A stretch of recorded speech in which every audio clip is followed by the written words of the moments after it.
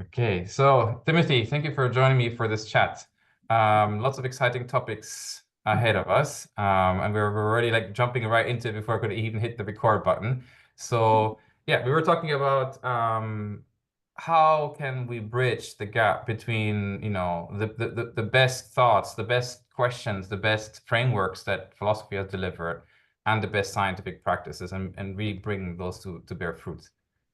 Yeah, and I think one of the things that you said, which I was about to sort of jump on, is, we have a conviction, people like you and me and some of our friends and colleagues have a conviction that bringing these things together, and I guess essentially a transdisciplinary approach, like moving from one field, which with its particular set of tools and concepts, and kind of stepping over here and absorbing enough of another field's tools and concepts so that you can look askance, take Mhm, another perspective on the field that have stepped out of for a moment, mhm, will result in something novel, but we can't exactly say ahead of time what that's going to be. yeah. So if we have a conviction that sort of studying the history of philosophy and the history of science is going to enable us to shed new light on old problems, or whatever slogan we're going to deploy here, we can't necessarily immediately formulate that in terms of some obvious or specific determinate translational outcome. It's like, well, you Mhm, have to do that. And that mhm, takes a lot of, time and energy, and it's the mhm, development of experience in multiple, experience and expertise in multiple domains, and maybe mhm, assembling, multi or transdisciplinary teams, as well as, individual thinkers who are becoming transdisciplinary, or maybe just dilettantes. I don't know, depending on how we're viewed. Um, mhm. but we can't say what exactly is going to result from that. Like, we're pretty sure that something is going to result from that, but it's just hard to say ahead of time because it's an experiment in some sense, isn't it? Right. It, It's a yeah, thought experiment in the yeah. beginning. And in a sense, that collapsing it down in, let's say, a grant application or whatever, like a justification for actually putting the time and energy into that kind of work to some specific determinate outcome before you've actually done that kind of work, it Mhm, sort of neuters the experimental aspect of the work in a sense, right? So I think this is where we have a difficulty, with rubber hitting the road in the institutional context with this kind of work, is that the way we're asked to present it, the elevator pitches and all of that, are in some way kind of stealing the energy and the mhm, motivation from the project in the first mhm. place. So it's very blue sky in a sense, right? It's Yep. open-ended. It's like we don't know what we're going to find out if we do Right. things this way. It reminds me a little bit of the problem in the 80s and 90s when connectionism and then embodied robotics took off. Is that, how do you design for emergence? You know, Yeah. if you already know that, complex interactions, give rise to novel properties that can be derived from the components. Well, that's true of research too, and it must be true also of bringing different disciplines together, right? So by definition, we won't be able to tell in advance what's going to come out of it. Yeah, I mean, it's kind of almost an anti-evolutionary, or like you say, anti-emergent sort of view to imagine that we could pre-specify what this process of investigation is going to. We wouldn't need to do it if we could already tell you, it wouldn't be Right, right, transformative if we right, could right. nail it down. Yeah. Yeah, yeah. So let's try something then for this chat. Let's see how we can move, at this interface between, philosophy, deep thinking and experimental work and science. And, in the background, we have this possibility of relating to Mike Levin's work on Planaria. So there will be a very concrete, Mhm. possible case study of thinking about how do they react to, let's say, poisons in their environment, things that they can't make sense of, and so on. But the point of this chat was to kind of like set a bit of a larger contextual frame within to approach that. But that, it's kind of like actually, like trying to feel out in practice, what would it take to go from the big questions to something as concrete as, how does this organism react to poison? mm mm. Yeah. So go Yeah. ahead. Go. Yeah. All right. Well, Well, I have something. Sorry. I have something from your email, Timothy. So let me just quote you to you. And okay. then we can kick that off because I think it also relates nicely to the kind of meta framing that we just talked about. Yeah. You said about the Darwinian thinking, and how some of the French philosophers criticized it, but maybe actually they were just particularly they had a particular version of it in mind. And then you say Darwinian thought is absolutely not adaptationist. It's necessary that some properties of organisms be non-selected and or neutral variation. that is unintelligible to the organism itself, or in terms of a frame of reference determined by the organism, for Darwin's principles to operate. And so I just want you to unpack that a little bit more, because this is quite a strong statement, right? That in order for Darwin's principles to operate, you need something to be non-intelligible to the organism. Explain that a bit more. Yeah. Ooh, it does sound like a big claim all of a sudden when So is it necessary, or does it just help? Let's start with that, because I think neutral networks and so on were a big thing. And I think in general, people kind of accepted that if you Yeah. have a neutral landscape, Yeah. it helps in the sense that you can spread out your search a little bit more widely and, until you hit the next gradient to climb and so on. So Well, I but think, that's just, helpful. It's not that there's an essential condition for evolution. yeah, I think that if evolution is to be generative, creative, constructive. So if Hmm. new things are to emerge, and I think this is why I phrase it in the way that I do, because I'm really trying to put my finger on what is Darwin's actual intervention, right? Hmm. Um, Evolutionary thought is clearly not new with Darwin. Evolutionary thought is very ancient. Um, and also was very much current in Darwin's time. It was the big thing, and that's again, I say this all the time, but that's why Darwin didn't use the term evolution in the first edition of On the Origin of Species, right? He didn't really want to be identified with evolutionary thought, which was associated with a particular version of progress. But Hmm. evolutionary thought, and even the etymology of the word evolution, it means unfolding, right? So the implication is that there is something that is essentially preformed, and then the consequences of the initial conditions, under the influence of entailing laws, unfold, and you get this, extended thing in time. But it is in some sense reducible to what's there in the initial conditions. And actually, in Hmm. embryology, like prior to Darwin, so in the late 18th century and early 19th century, there was this debate between the so-called evolutionists and the epigeneticists, or Hmm. these two different paradigms, evolution and epigenesis in embryology. And evolution is the deterministic paradigm in that context. Actually, it's the one in which the adult organism is there in miniature in some sense, Right, right. Yeah. Hmm. in potentia but fully formed, right? Hmm. So the form of the organism is already set in the Hmm. embryo, and then it just unfolds, right? Hmm. Epigenesis view is different, and Darwin is much more on this epigenesis side of things. And Hmm. where a kind of statement like the one that I made, I guess, comes from is that if you look at the structure of Darwin's like principled argumentation in On the Origin of Species, he begins from variation. He says variation, there is variation, Hmm. and variation exists at these various different levels. And so he's got a principled argument about the relationship between varieties and species, and also the arbitrariness of species and things. He's got a kind of nominalist way of looking at these things. And what he's trying to really argue against there is the notion of special creation, right? Which is the essentialist, essentially, basically Aristotelian notion of where species come from, that each species is associated with an essence that was specially created. And yes, in that framework, you might say that, of course, individuals vary, like every Hmm. token of a type is slightly different. Every horse is a little bit different, but nonetheless, they all embody the essence of the horse. But Right. those variations are considered accidental in that Hmm. Aristotelian framework. Hmm. And so again, you get from this static deterministic vision, which Hmm. can't actually tell you where the form itself comes from. Right. So the form is preformed, and basically, explicitly for Aristotle, it's eternal. Uh, Hmm. what Darwin is saying is that the forms are secondary to the variations, that Hmm. somehow form emerges from variation. I like it. Yeah. Creation is the first principle in, Hmm. in Darwin's reasoning. Hmm. And that means that things, like I was trying to say there, things have to come into being initially in a kind of undirected or arbitrary way. Hmm. It's not, say, like canalized or Hmm. determined basically by the form. So they Hmm. are, of course, in the history of an evolutionary lineage, we're coming into this like in medias res. There's a lot of evolution of the form that is inherited, and but nonetheless, there's this layer of variation that an organism is always producing, which is not itself determined by the form.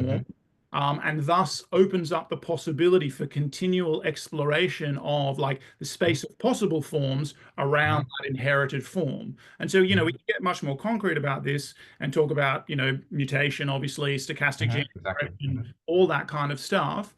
And even though I would want to get out of a kind of neo-Darwinian paradigm, which flirts with genetic determinism and actually flirts with a return to a kind of modified Aristotelianism in which the form is imbued in the matter rather than derived from the matter, you can, like where Dawkins takes it, that essentially the matter, the bodies are just the animated robots who are Right.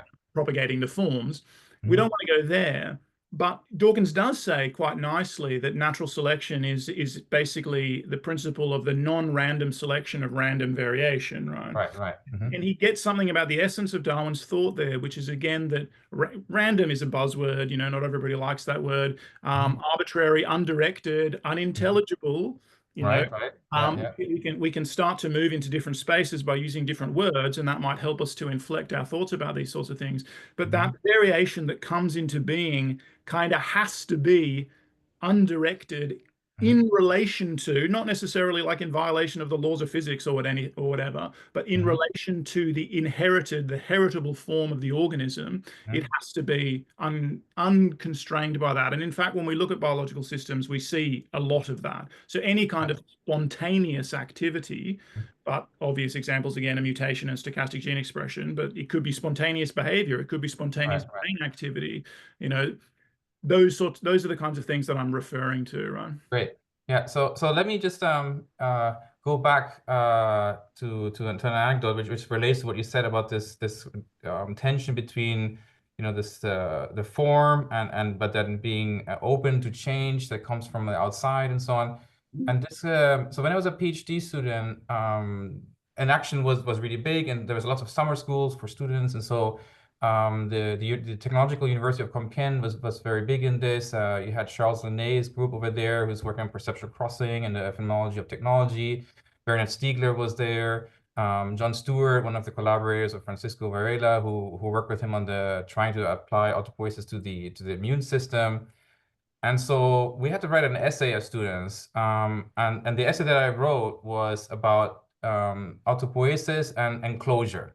And John Stewart, although at that time he was mainly interested in phenomenology of technology and sociology, he was originally a geneticist, molecular biologist, and he basically fell out with his field and met Varela, and then switched to a more systemic orientation. But so we talked a lot about the definition of autopoiesis and how it's in tension with mutation, actually.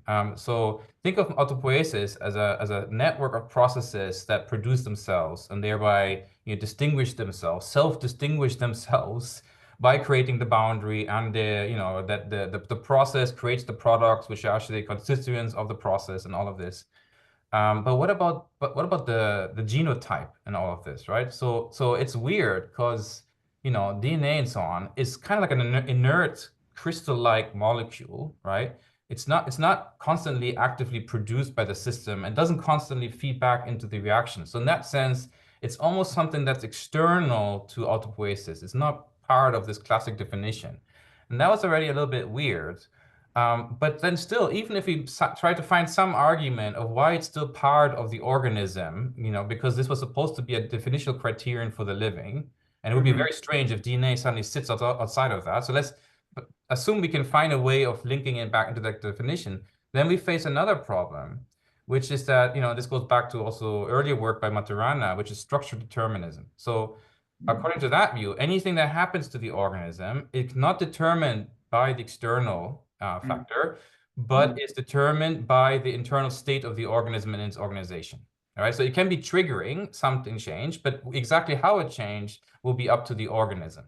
Okay, and this is one of the early versions of talking about biological autonomy. But if that's true, and this is kind of one of the points I was making in the essay, it seems like that mutation cannot be random. Because basically whatever happens inside your body, it can only be structure determined. Hence, there is a set of possibility of changes.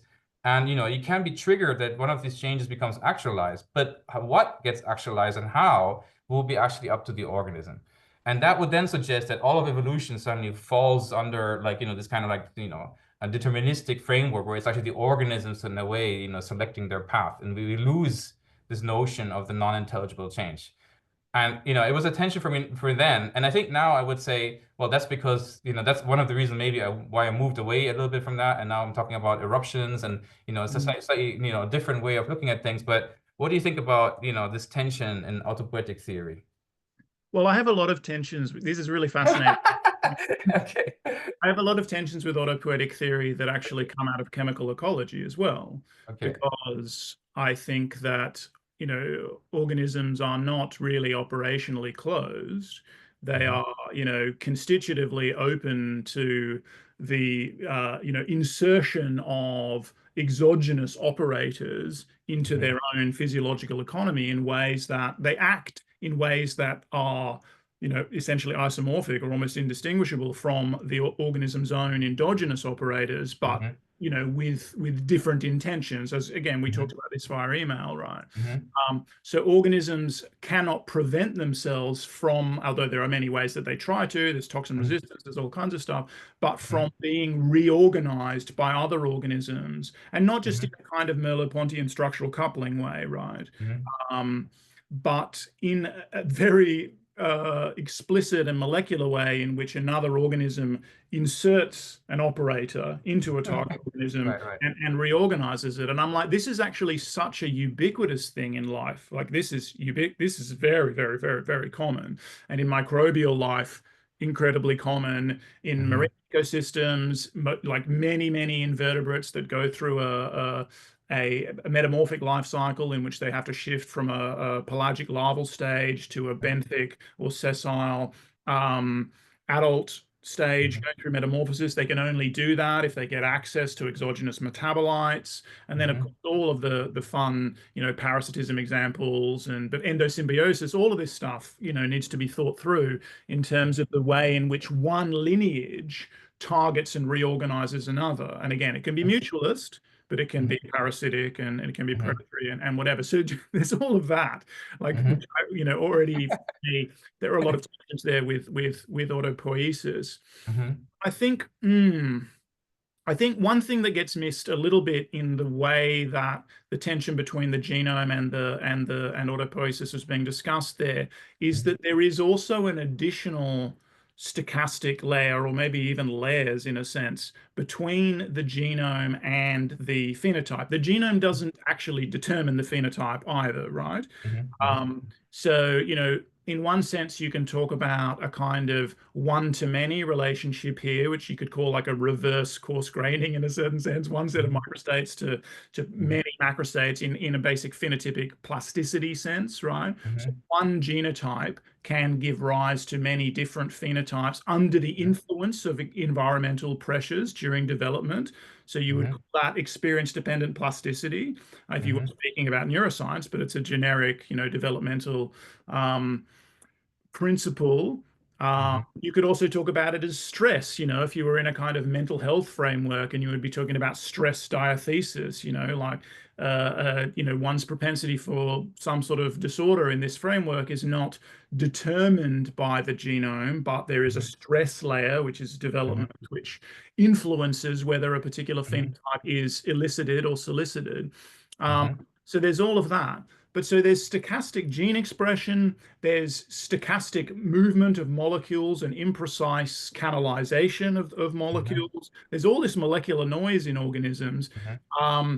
There's even the non sort of stereospecificity of most molecular interactions. Like most bioactive molecules are like really quite prolific. They will stick to lots of other things, and then you need like another layer of mechanisms to again sort of canalize or bias what kinds of effects they're going to have. So I just think that autopoiesis for me is a very idealized model of what an organism is, and Hmm. real concrete, warm, wet, you know, massively stochastic organismal systems, which nonetheless manage to produce like organized functional phenotypes, Hmm. obviously, are quite different from that model. And I think Sure. Yeah. looking at that kind of I don't know what you want to call it, gray area, or we could talk about it in terms of black boxing, but all of that Hmm. stochastic activity, which is not just the mutations itself, and the way that is related to the capacity of the system to evolve and to learn and just to adapt it, on various temporal scales, like either the lineage scale or in the life of an individual organism, is just something that gets elided for me a little bit in that way of viewing Sure, organisms. sure. Yeah. Yeah. I mean, that was the starting point. I just mentioned this, young PhD student. Yeah, yeah, yeah. But, Yeah, but, but I but, think you were right. You were yeah. right. I think you were right. There's a real tension here, and the more you burrow into or like look closely at the realities of organisms, the more tension there is, in my opinion. Right. Right. But so here's I think there's a kind of harmonious resolution to some of the tensions, which I Yeah. think comes out of what you're saying. And I think this is like one of the things I want to discuss with you today, which is that um, the opposite side, which seems to have now tension with, there's so much noise, there's so much unpredictability, so much stochasticity. How could life ever get something done? Mhm. How could it ever really fit together and rather than just fall apart? Yeah. Right? It seems like another kind of problem now on the other side, right? If you suddenly open the can, and suddenly there's stochasticity everywhere. But here's Yeah. the thing, which also relates to the example that I quoted from your email, which is Mm. that we can consider the origins of the non-intelligibility. And you very carefully say, with respect to the frame of reference of this organism, right? We can think of the origins of that as something outside the organism. We can think Mhm. of it as, coming from a different scale, maybe below the scale of what's happening or higher up, right? So in the case of thinking about reproduction, for example, well, the individual at the level of the whole organism primarily might be doing something that is quite autopoietic, self-interested, self-maintenance, all this kind of stuff, trying to survive. But then Mhm. there's suddenly this other imperative, which is that, oh, I also have to reproduce, right? But that imperative actually is situated at a slower time scale of intergenerational continuity. It's not something that can be made sense of from the individual's point of view. Like, why should I reproduce with this other individual? It's just like, it's something that somehow comes from outside in a way, and in that sense, it's something that's unintelligible. And so I think once we are in that frame of mind, then a lot of what we see as stochasticity or could actually be, signatures of other scales or other, Yeah. things outside of the current frame of reference, reaching in and making a difference, so to speak.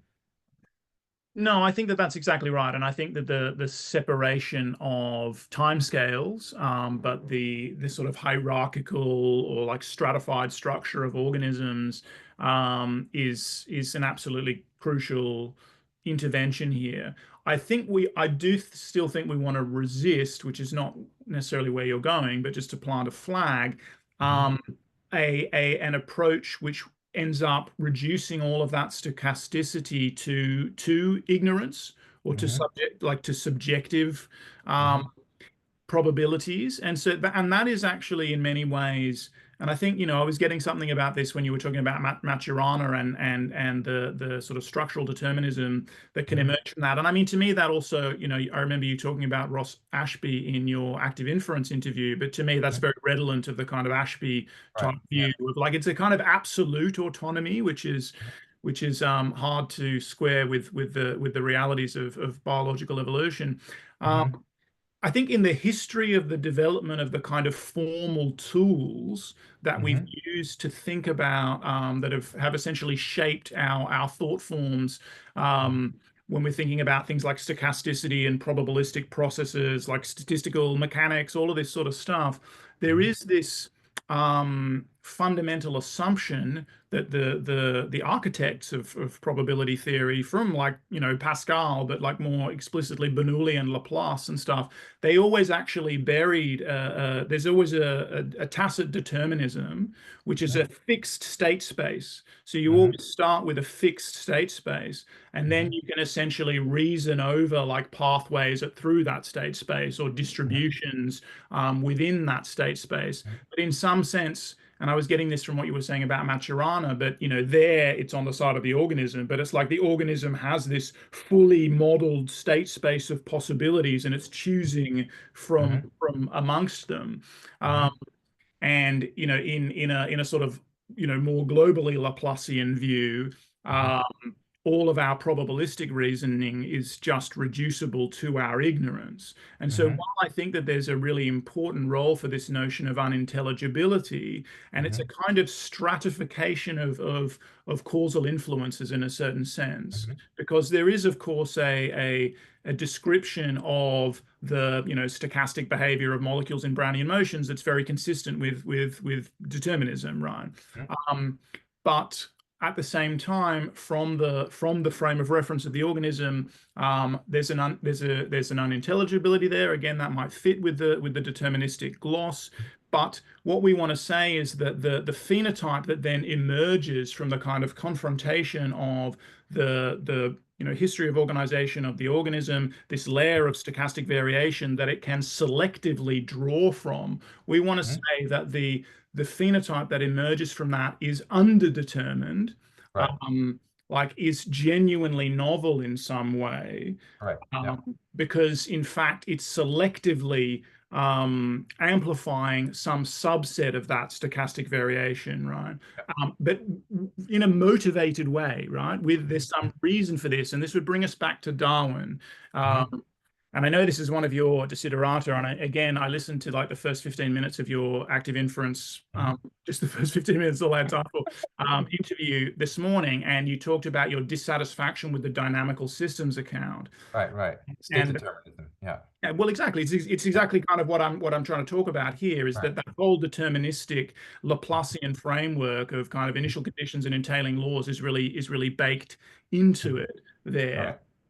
And the Darwinian difference again is that when he wants to explain, distributions of states, so he's definitely saying like, okay, there's variation and it's generic, or it's ubiquitous, like all possible characters of organisms are potentially variable. He Mm-hmm. explicitly says things like that. But Mm-hmm. nonetheless, variation clusters in these groups, and that's why we Mm-hmm. have the species concept and all of that. Mm-hmm. And to explain distributions of variations, he's not at the level at which he's making the argument, he's not going to reduce that to a kind of statistical explanation. He's not going to Mm-hmm. say, oh, well, it's basically the product of ergodicity. It's just the product of stochasticity and the law of large numbers or something like that. Because Mm-hmm. that's a way of preserving the deterministic logic of, Mm-hmm. of statistical mechanics, basically. But he's not going to say that. He's going to say that you have to have this motivated Mm-hmm. there are reasons Mm-hmm. this trait has this stable phenotype because it does this. It Mm-hmm. makes a difference in a Mm-hmm. directed, motivated, purposeful way in the life history of the organism. And so he explains distributions of that kind and thus ultimately like forms Mm-hmm. based on motivations, right? So he's got Yeah.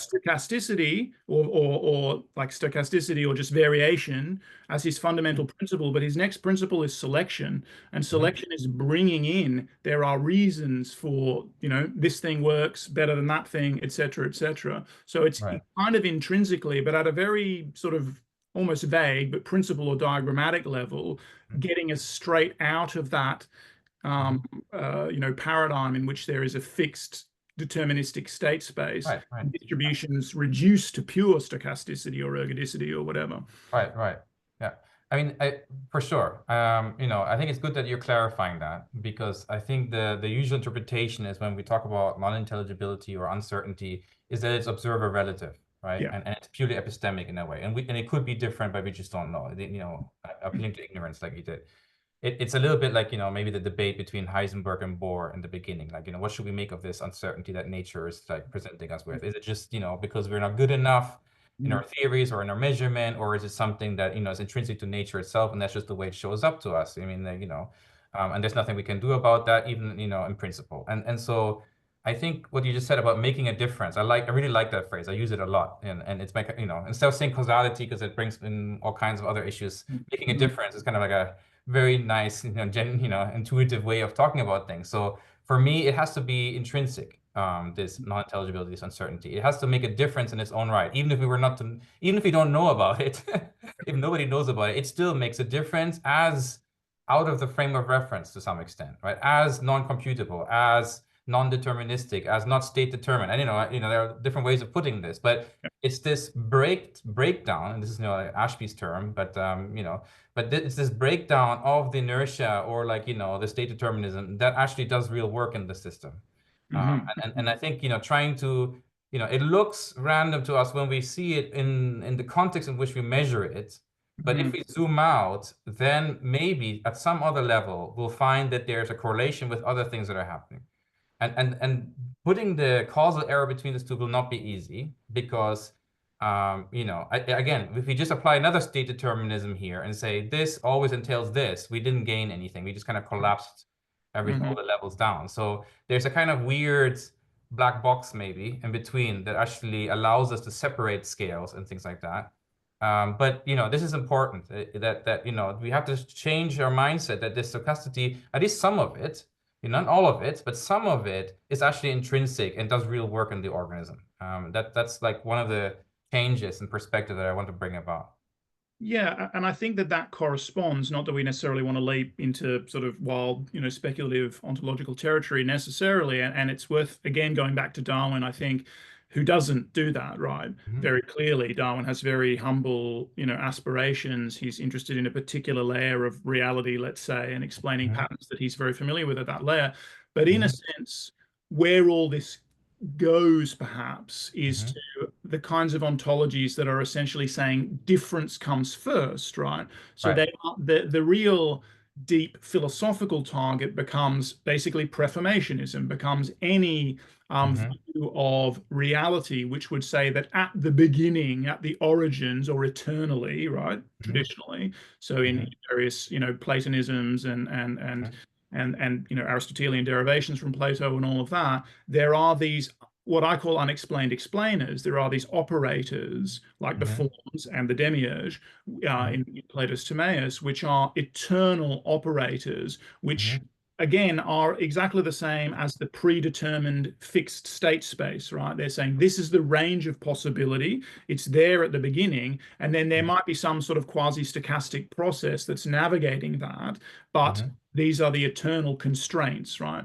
Whereas I think if you follow Darwin's logic through, not necessarily his own scope of application, then what gives it its explanatory purpose, purchase, is this insistence that the undirected comes first, and all constraining structure is essentially somehow, and that's something to detail, but constructed from that. And what that does mean, though, and exactly in line, I think, with your use of the notion of unintelligibility, is that it's always going to leave us with what a philosopher like Schelling would call an indivisible remainder. Exactly. Yeah, I like there that. will always be an inexplicable remainder. So what I see this as on the methodological or kind of epistemological side of things is that we are, in order to protect the possibility of real explanation, because for me, if you put the big unexplained explainer or inexplicable explainer at the beginning, well, you can't explain that, and everything else is explained in terms of it. So all explanation is new in some sense, right? But in order to protect the possibility of local but real explanations, you have to admit of the incompleteness of all, like explanation is not completable, because there's always this, and stochastic is obviously a term that itself comes out of a particular tradition of thought, but and if I said noise, it would be the same, the words are not always, because it's like determinism plus noise. It's like, no, it's noise from which you get local determinations. That's, to me, that's the difference that makes the difference. Again, I don't want to keep, quoting Bateson, but in a sense, that's the real inversion, or the turn, the about face at the ontological level and the epistemological level, because it is a methodological stricture to protect the possibility of explanation. Charles Sanders Peirce is someone who's quite good on this subject.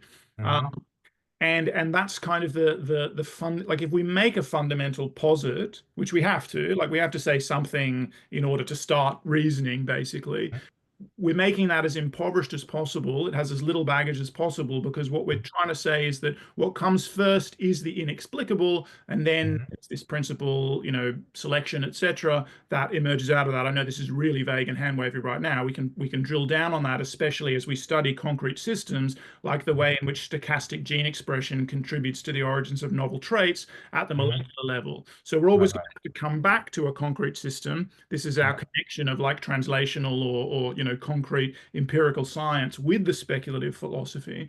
But Yeah. again, what we get for me when we extrapolate that in the most general possible way is this, what I would call like a difference first ontology or something like that.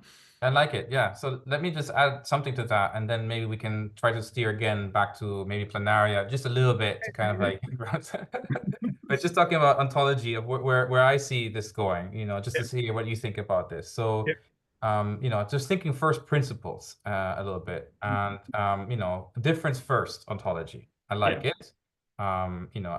This is kind of like the Eleatic principle a little bit. Like that which exists has to make a difference, right? yeah, Or if yeah. something doesn't make a difference, then it doesn't exist.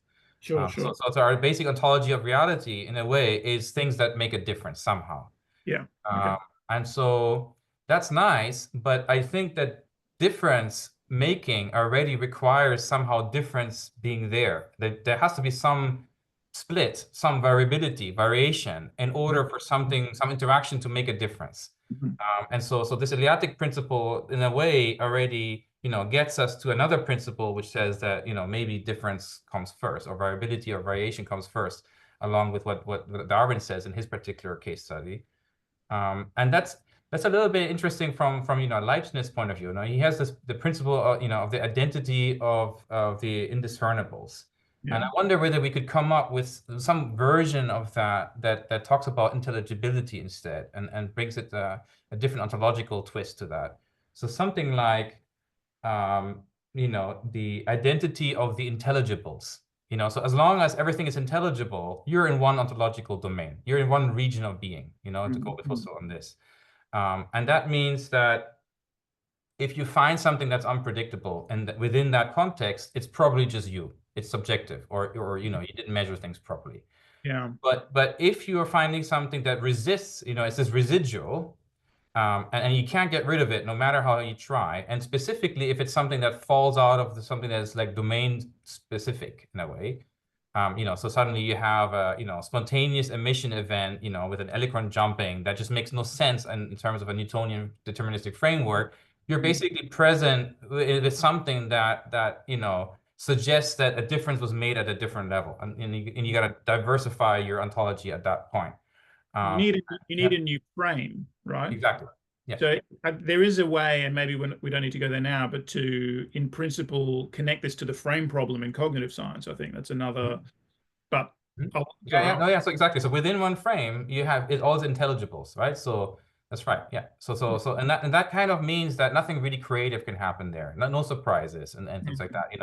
And it's within that kind of frame that you have this initial state plus entailing laws Exactly. kind of way of thinking about things, right? But then the question is, how do you get out of that, and how does that then relate to all the rest? So, just as a kind of like working hypothesis to help me think through things. This is like how I'm starting to think of it. That in a way, it's the non-intelligible, which is the clue for ontological diversity. So Yeah. the residue gives us a within domain clue that another domain is somehow impacting it and making a difference. Yes.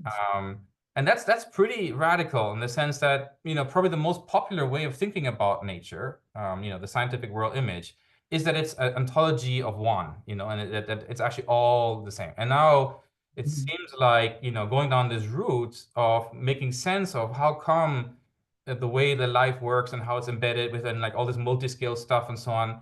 Maybe in the end of the day, we can't do it all within an ontology of one. We might have to diversify ontology. If we do that, suddenly we get better grip on the interfaces between the different domains of being.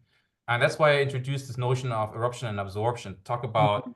cross-domain impacting, where the middle is real too. It also makes a difference, but it cannot be reduced or in an intelligible way, made intelligible within the domains that are impacting each other. It's something emergent in a way, but it's an ontological surprise in a way. it doesn't fit within the specific characteristics of each domain that are impacting each other. Yeah, no, I really like it, Tom, and I think I do, really, recognize and kind of resonate with the, let's say, the diagram of eruption and absorption, Yeah, I right? like diagrams. And I do think that I think it's kind of if we were channeling Deleuze and Guattari, we would say it's like minoritarian, it's like minority thought or minority philosophy or minority science or whatever. I do think it's there, like I think it's there probably throughout the history of Western thought and maybe even more developed in other parts of the world, right?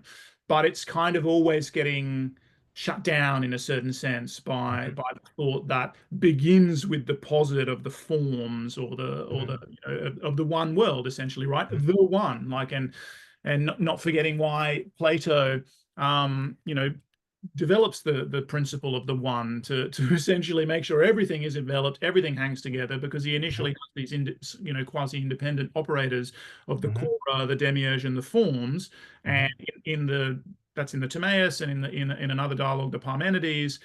mhm, Socrates presents the theory of the forms to Parmenides, and Parmenides is like, well, hey, you have a big problem here. Like, how do these things all hang together?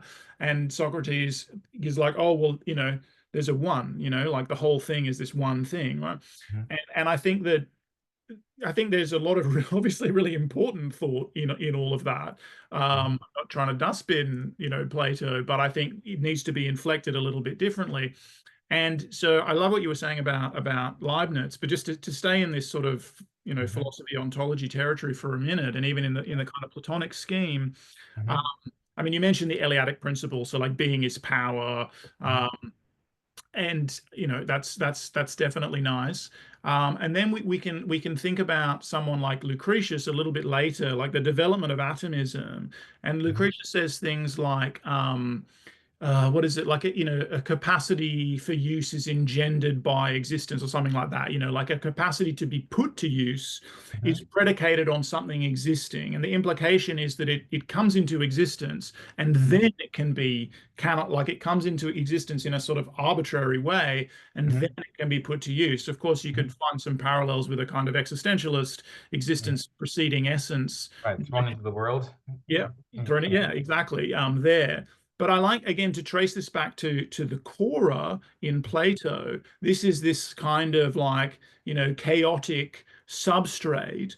Um, and for some of the pre-Socratic philosophers that Plato is either drawing upon or satirizing, depending on your reading, mhm, like Anaximander, I said that strangely, Anaximander, and Heraclitus and others, they're for them that kind of generative nothing, almost like Peirce would call it the germinal nothing, um, is a freestanding principle from which somehow a cosmos can be birthed, right? It's like an absolute indeterminacy from which determinations can emerge. And mhm, Plato thinks that's insufficient, and we all understand why. And he's like, well, you need these other principles to constrain that fundamental mhm, creativity in some mhm, way. But this philosophy of the difference first is, in some sense, an attempt to resurrect the mhm, notion of a kind of freestanding cora as a kind of, although there are problems with this term too, self-organizing system. mhm, And it's also quite likened to the Kleineman in atomism. Again, that's also part of what Plato is referencing and satirizing, but is also developed by Lucretius. So I call it the Cora Kleineman, and the Kleineman is the basic, the swerve that is intrinsic to mhm. being, right? And Right, right. the Mhm, swerve from which being, in some sense, mhm, arises. So mhm, like things are falling, atoms in a void, but every mhm. now and then they swerve for completely Mhm. unintelligible reasons. And again, it's Right. ontological unintelligibility, like Yeah. hypothesized or axiomatically that Mhm, is unintelligible. It mhm. just happens. Yeah. Um, Yeah. I like and it. Yeah. Mhm, yeah, and so I think these are all these important ways just for finding resonance um, with the kind of notion that I think Darwin is on this track. And there's an important thing to say, but I won't now, but maybe we'll get to it. But on Darwin and black boxing, and in fact the way that he black boxes a mechanism for inheritance, like he doesn't begin with a mechanism. He's not, strictly speaking, in my opinion, a mechanistic thinker, and that's actually important for giving him the kind of degrees of freedom that enable him to take variation as a first principle. Mm-hmm. And that's so I would try in a sort of principled way to put him in touch with this minority Mm-hmm. report in the history of at least Western thought. Mm-hmm. And then you can trace the impact of Darwin's thought. Like, why is Darwin's thoughts impactful again? Because it is a kind of subtle inversion, but you can Mm-hmm. trace the way that it immediately goes into physics. Boltzmann calls himself the Darwin of physics, but then Mm-hmm. it's immediately tamed in a way because when Mm-hmm. Boltzmann tries to formalize things, well, does formalize things and successfully develop statistical mechanics, he's thinking about Darwin, but he's taking the tools from Laplace, right? So he's using a Darwinian insight or intuition, and then he's taming it with this model of fundamental primordial order. And Mm-hmm. similarly, that's what happens, in my opinion, with neo-Darwinism and the fusion of Darwin and Mendel in the sort of Weissmanian um, conception of what ultimately is genetic determinism, right? It's again, it's localized in an important way, so it's relativized, but it's this imagination that the phenotype is in some sense determined by the genotype, and all of the generative change is they do have an unintelligibility there, but is happening in the genotype itself rather than in the encounter between the genotype and the environment, which is mediated by the phenotype and all its degrees of freedom and stochasticity and Mm-hmm. etc. Yeah. Yeah, I think maybe just to bring it also a little bit to the area of cognitive science. So what are the alternatives, right? It sounds like a very esoteric. It's a, it's a minority way of thinking, but what about the mainstream, right? So all the major theories in cognitive science, while they are trying to make a separation, okay, so somehow, yeah, consciousness, agency is not just physiology. I mean, I think most people will accept that. There are some really hardcore people that will try to Okay. eliminate everything. But let's just say that most people are actually on board with the idea of saying, yeah, sure, we want to explain, how agency makes a difference to our behavior and how consciousness makes a difference to our behavior.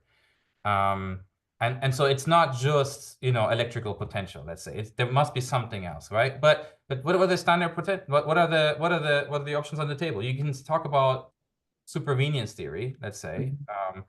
But then it's just a one-way street. You've got like something emerging out of brain activity, and then how should we think about that relationship? Well, you could think about it that it's just identity relationship maybe, but you could also think about it as some sort of structural mirroring, like a structural isomorphism is very popular. Like Mhm. what I experience in terms of my visual world must also exist like a visual representation in my brain. It's like a classic example, right? And once I found that correspondence, then I've explained how it is that my brain allows me to see Yep. things. But when you go that way, and the function or the structure of your experience is actually isomorphic or identical with your neural structure, you've Mhm. collapsed things again, right? Actually, then the hard-nosed eliminativists can come in and say, well, hang on a second, like if actually these are the same in a way, then what work is the mind doing here? Like, why do we need to even talk about agency and consciousness if their functions are spelled out in ways that I can already find in the brain in a way? Then we've got this philosophical zombie issue that actually the brain can do all the work, and the rest again is just epiphenomenal, and we're not sure if it even exists. So Aliatic principle would say if it doesn't make a difference in its own right, well then it doesn't exist. And then all the people who question the existence of agency and consciousness might be right. Okay, so but then what other options do we have, right? And then that gets complicated, but black boxing or arguing for some unintelligibility or indirection or mediation, the word you just used, is Mhm. precisely the kind of tool that we need in order to make sure that these two levels are not just one. Ultimately, we do want the other level to have a life of its own and to make a difference on its own, but that's hard to argue for if all if your conceptual framework doesn't allow for a proper difference to be made there. Yeah, no, and this is obviously a profound issue, and I think, as I said in emails, I do take issue with Chalmers' original formulation of the hard problem, but Right. clearly there's a big issue there, and I do think it can be addressed by the kinds of thoughts that we're talking about here, and by eruption and absorption. I think that and I think by developing a more nuanced understanding of the notion of coarse graining and the way that it relates to real emergence, so what I would call constructive coarse graining. Um, but bracketing that for a second, the black boxing thing, which is obviously, very related to coarse graining in a certain sense. Mm-hmm. Um, I think, one of the things you say right at the beginning of the eruption theory paper that I read is that this is not exactly how you say it, but you are in a sense preserving the appearances. You are taking it as a fundamental hypothesis that, well, it seems as though my experience is real, and in the Eleatic sense, real. That this is I am intervening on the basis of my experience, that I am a real locus of agency, and then Mm-hmm. you are. I'm not saying this is exactly the way your research program goes, but in a sense, if you take that as a fundamental posit, then Mm-hmm. you're looking for explanatory principles or ways of reformulating an ontology that can make that kind of thing possible. And of course, Mm-hmm. there's a great history of this in the history of philosophy as well, right? Uh, Mm-hmm. but I think, Darwin again, and this maybe will be my last little thing about Darwin, because it's sort of just amplifying a thing that I said a moment ago in brief. But, there's a way that Darwin black boxes things, which I think is, again, what enables him to think in a principled manner. And he Mm-hmm. sort of brackets, even though he says it, certain times, like, with the background of planets orbiting according to the fixed Newtonian laws or whatever. And people are like, oh, look, he's a mechanistic thinker, he's a Newtonian. And it's like, that's just a little bit of poetry in the background. It's not really that's not the way his thought is really structured. He is an empiricist who Mm-hmm. takes the existence of variation to be a Mm-hmm. fundamental given, and the existence of inheritance to be a fundamental given. And he Mm-hmm. thinks from those givens and Mm-hmm. principled ways of relating them, Mm-hmm. which preserve their reality in some fundamental sense, towards mechanisms rather than the other way around. So he's not saying that because I don't have a mechanism, like this is the kind of reductionist mechanistic way of looking at things. Well, we don't have a mechanism uh, Mm-hmm. at the level at which mechanisms are supposedly, legit. So whether that's the molecular level or the atomic, whatever it might be, that is apparently the privileged level for any given scientific field. And it's quite interesting that that's quite different in different fields as well, right? Like, the privileged causal level in neuroscience is going to be quite Mm-hmm. different from the one in physics, but Right. nonetheless, the logic of reduction is essentially the same. And he's just bracketing all of that. He doesn't have a mechanism for I mean, he tries to develop one in a kind of, half-baked way with his Mm-hmm. gemmules and things later on, but that's also about an inheritance of acquired characteristics, which is something that he supposedly Darwin and Lamarck are, at odds. But no, Darwin fully believes in the inheritance of acquired characteristics and does try to propose a mechanism for how that works. But Mm-hmm. because he's initially bracketing the mechanism, Mm-hmm. he is able to formulate this essentially triadic principle of natural selection, which is variation, selection, and inheritance. And then he Mm-hmm. works through a huge amount of empirical examples just according to that basic principle, without worrying exactly how inheritance works in a mechanistic sense. So he's not thinking about, restricting change to the germline, and things that come later and get often identified with him, with his name, Darwinism, neo-Darwinian synthesis, all of that. And I Mm-hmm. think the problematic move that gets made in those subsequent supposed Darwinians is that they are very obsessed with this reductionist mechanism, and Mm-hmm. then they try to explain what's possible Mm-hmm. in terms of the existence of variation, where it takes place, its causal influence, and its inheritance in terms Mm-hmm. of mechanisms. But the obvious thing that we now know increasingly is that they didn't understand those mechanisms anyway. So, Mm-hmm. we know that the central dogma, for example, is not entirely true. Um, and we're thrown back onto Darwin's principles, in which the organism and its interaction with environment is the level at which differences are really made, like at which Hmm. selection acts. Um, Hmm. we're thrown back onto that, and I think we there get to see the virtue sometimes of just taking the appearance as, I mean, there are lots of issues potentially with doing this too, but sometimes it's a good thing to just take the appearance, the given, and say, okay, this I'm going to treat this as real. What must the Hmm. world look like if this is real? And I take it to be something that you are sort of doing Hmm. with agency and Exactly. yeah, Yeah. Yeah, I mean, we could, just, and I haven't done this before, but just as a little thought experiment, fit the eruption theory framework and what you just said about Darwin's principles, right? yeah. So let's take the intergenerational time scale. There's a population level dynamics that are taking place, and there is the individual level, the individual scale of a particular lifetime. And somehow these two have to interact, right? So it's like the individual comes from the population in a way and inherits a lot of things and so on. But also, whether it's successful or not and what kind of variation it embodies and what kind of environment it meets will then have consequences for how the population evolves, right? So then we have these two. So basically, we have two different scales, and they're not intelligible with each other. And so the individual doesn't know what's happening with the population as a whole, and also the population is not like an individual agent in its own right. But they somehow must interact, and they must make a difference to each other. Um, then we have a mutation operator that basically tries out different forms. Like with Darwin, he has this nice image of going through a museum of all the possible variations and things like that, right? Um, but that, so from the point of view of the organism, is a little bit unintelligible. That's why it's mutation. It's supposed to be random, right? So some change happens, but it's kind of like weird. It's not part of the organism. It's a little bit like an eruption event in the sense that it's not something that can be made sense of from the point of view of the organism.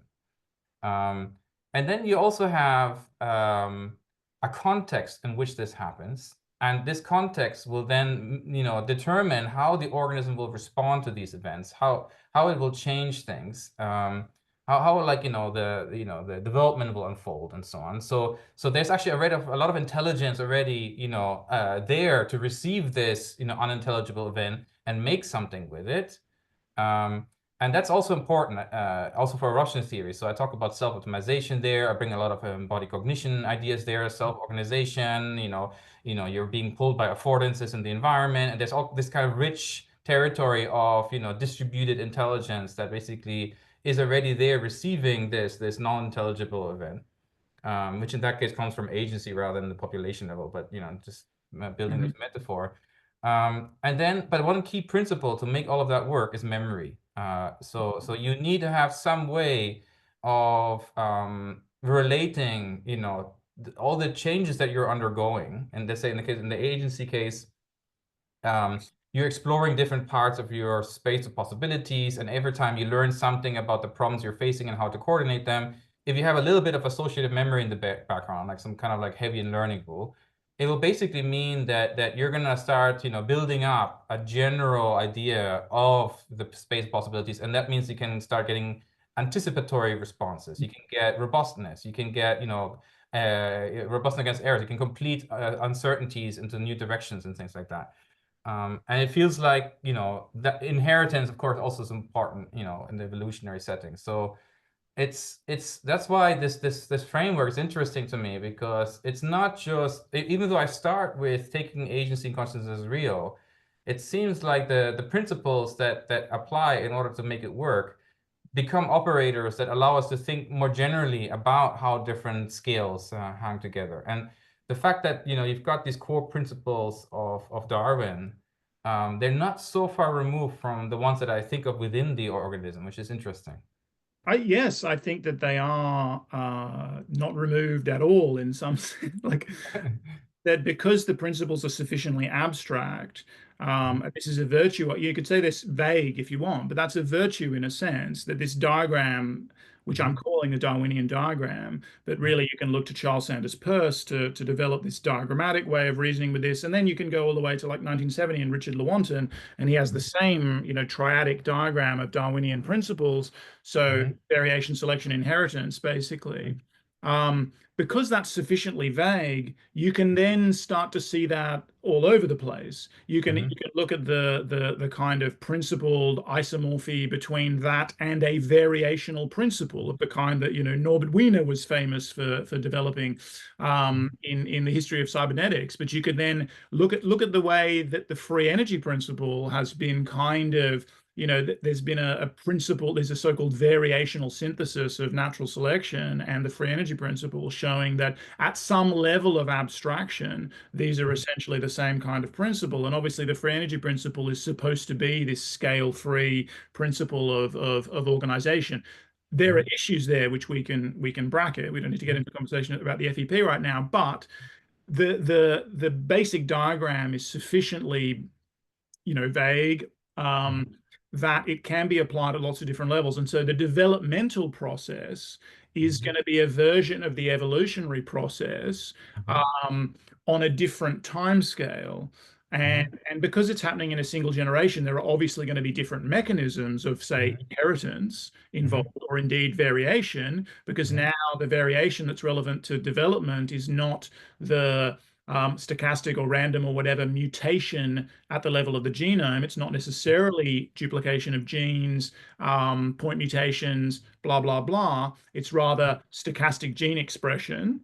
The fact that gene expression is itself inherently stochastic. And it's other layers of variability that are in an organism as well, all the kinds of spontaneous activity that we've talked about. And then you can make, of course, a principled analogy between, say, development and learning, or neuroplasticity, right? These are different kinds of processes in which a fundamental variation on the basis of, yes, an inherited accumulation of a past structure. So that is where form comes into it. Is you can think of the what's inherited, so the memory of the system, whether that's genetic memory or whatever, any process that can take a habit, essentially. So Peirce again would call this like the capacity to take habits, or whatever. Someone like Alfred Korzybski would call it time binding. It doesn't really matter, but you've got a structure which is basically the product of iterated evolution or development or whatever up to the current time slice.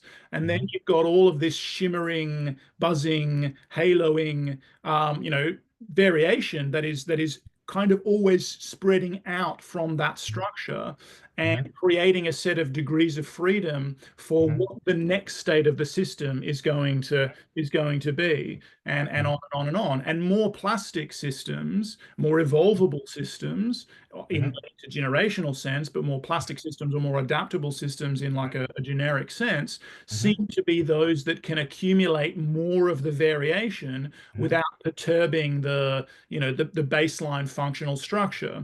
So in evolvability contexts, we can start talking about the relationship between like genetic redundancy and robustness, degeneracy and robustness. So there's a certain robustness of the phenotype which is associated with its capacity to accumulate latent or neutral variation. But that latent or neutral variation is essentially the grist for the mill of a basically novel phenotype at some scale, given a change in the environment. It's the capacity of the system to respond to something which, again, from the system's perspective, is novel and external in the environment. And so there's like kind of layers of externality here, because in some sense that all of that shimmering, haloing variation or whatever, again, that's a very abstract way of thinking about it, obviously, but in some sense that's external to the organism's phenotype, which is itself kind of an abstraction, but it's external to that. But in another way, it's internal because it's generated by the organism constantly. Like it's a constant. You referred to restlessness in the thing I was listening to this morning. The constant activity that the organism is always varying slightly within certain degrees of freedom.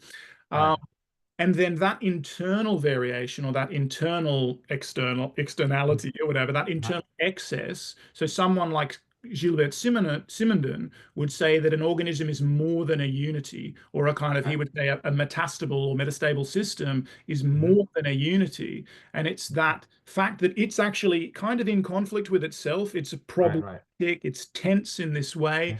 that enables it to respond to problems in the environment, which are, from its perspective, unforeseeable, but there is, like you said, a kind of anticipatory element of this in the Right. evolution of evolvability itself. So Yeah. Mike actually, we can get to Planaria in a second because Mike talks about this in a nice way. Like he's basically just talking about the evolution of evolvability, but he Hmm. says that one thing an organism can expect is that the environment will change. You know, Hmm. so. Right. Obviously, we know there are different strategies here between specialization and generalization and all of that kind of stuff. Some Hmm. organisms, are more anticipatory of change in the environment, and some go all in on some particular very singular niche in a way that makes them vulnerable to Hmm. changes in the environment. But there is a kind of generic principle of evolvability here that organisms can accumulate a capacity, an anticipatory capacity to change in response to something unintelligible or unforeseeable coming at them from outside. Right. So I like what you said there about also degrees of freedom, I think you Mm, mentioned, right? So yeah. it makes me think that especially for organisms like ourselves, if the degrees of freedom come from this indirection, this mediation, this black boxing, however you want to think about it, we should find lots of those in our organization, internally. And then that actually brings us indeed closer to Mike Levin's work of thinking Mm, about how is it that, single cells make up a multicellular organism, for example, right? So mhm, and he has terms that we could bring also into this comparison of Darwinian theory, eruption theory, and now Levin's theory, which he says that from the point of view of a single cell, if the organism as a whole is engaged in regulatory activity, it will be deformation, of the state space, but basically it will be something unpredictable. Like from the point of view of the individual cell, I used to be doing this thing and it would have this consequence, but now it has a completely different consequence, right? yeah. Um, Yeah. and but and it basically has to be able to cope with that in that direction. But the organism doesn't have another way of interacting with itself. It cannot just directly specify from a whole level to the single cell level, you do this exact specific thing. It can just kind of like generally deform the space of possibilities, and then all the little pieces adjust adaptively, agentially, to the changing landscape. This is Waddington's notion of canalization, basically, right? So the organism is canalizing the degrees of freedom of its microstates or whatever its constituent parts, and that Hmm. is the form of top-down causation that Hmm. is, you know, remarkable in some sense about organisms, but not only organisms. You can talk about dissipative systems and things like that, doing that in a kind of transient, Hmm. and apparently non-functional way. Hmm. But that's, probably one of the reasons why there's a very principal connection between Hermann Haeckel's synergetics and the free energy principle or whatever. These self-organizing processes are about the way some macro structure, like a dynamic virtual governing macro structure, is canalizing the degrees of freedom of the microstates, and that's kind of what Mike's Hmm. talking about here, right? Like Yeah. deforming the landscape. It's Right.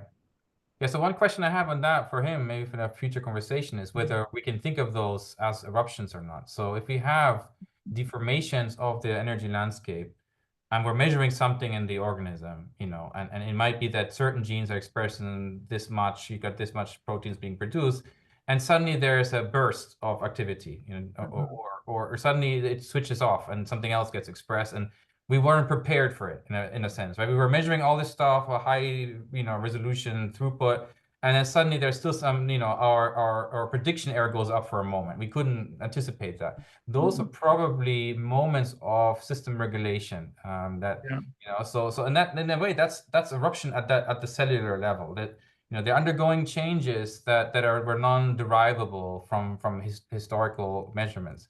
But here's also Yeah. another principle, which is nice because it goes also the other way around. So how is it that so that's a kind of top-down imposition of unexpected changes from the point of view of the individual cells.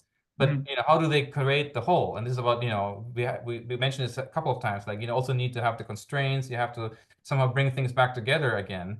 mm, And he has this idea that the individual cells have to give up something about their uniqueness, their individuality, right? So when they're producing some kind of neurotransmitter or something like that, say it starts floating around, but those neurotransmitter molecules, they're not name tagged. It's not like oh yeah, I produced that one and you produced this other one. they're generic, right? So basically the background level fluctuates in terms of these concentrations, but the cell doesn't know was me doing that or is everybody else doing that, right? And so this kind of loss of specificity of did I make that change or someone else, then somehow also merges them together. So that's almost like absorption, right? It's kind of like the reduction of variability, this kind of like merging of degrees of freedom again into a kind of coherent whole. Yeah, I think we can have a really rich conversation. Mike has this memory and improvisation paper, which is one of the ones that he sent me, and he sent us, and he Mhm. sent me a draft of it, a long time ago. And I was trying to find all my comments on it in my email actually today, but because I sent him a really long set of comments on it, and I have an annotated version of it somewhere, but I couldn't find them. But I think he draws on bow tie nodes and things like that there, Mhm. and I think it'll be really fast, interesting to map that onto eruption and absorption and what I would call bidirectional coarse graining. Mhm.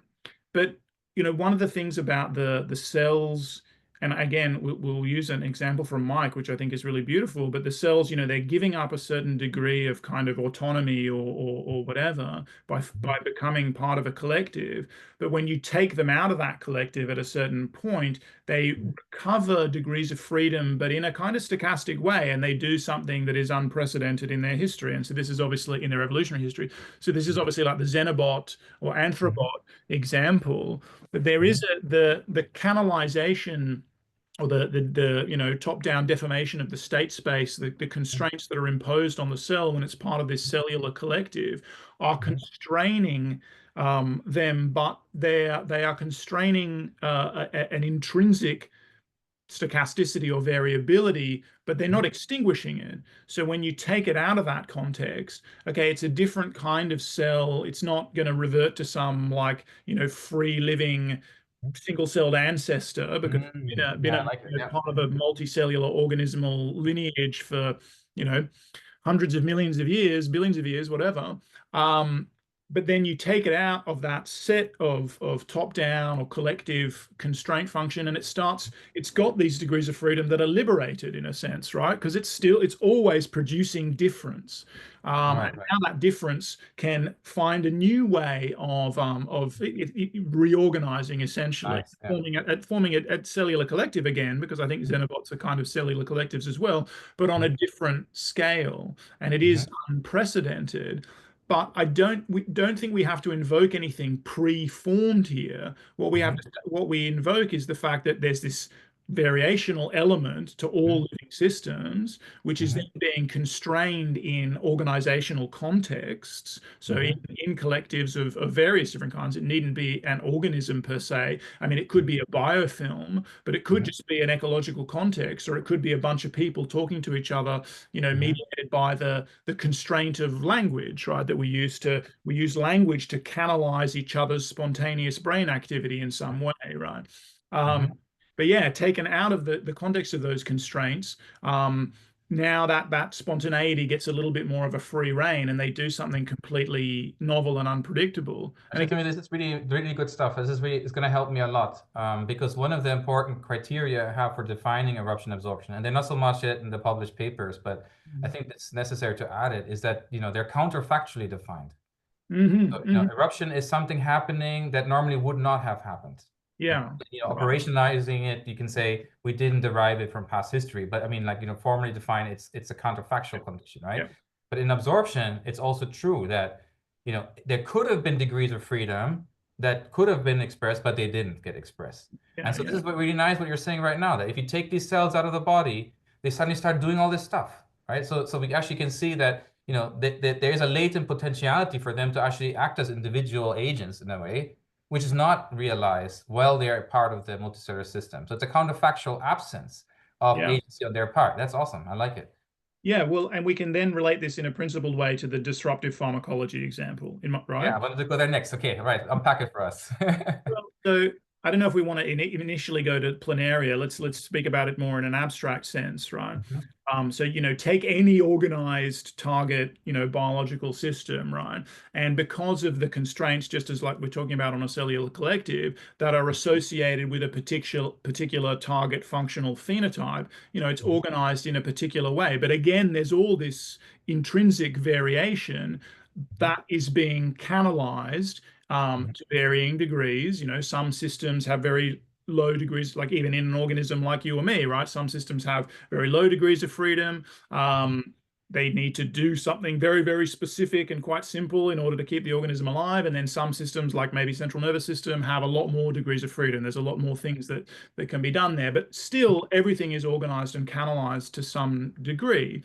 And mhm, so you can think about, signaling pathways in a cellular collective that mhm, are keeping all the cells, coordinated. This is mhm, exactly what we've been talking about, mhm, towards some kind of macro level collective goal. mhm, Then you can think about an exogenous pharmacological agent, what mhm, I call an exochemical, what is often called a semiochemical in chemical ecology. But like exo is sufficiently abstract mhm, because some of this is signaling, some of it, you could fit it all and you can shoehorn it all into a signaling framework and say semiochemicals for all of it, but I don't necessarily want to commit to that. It's just mhm, something that comes from outside the mhm, organizational economy or mhm, the, molecular ecology, or however you want to define mhm, that, of the target organism. And it comes in, mhm, it gets into one of these signaling pathways, or it gets into something like a clotting cascade. It gets into a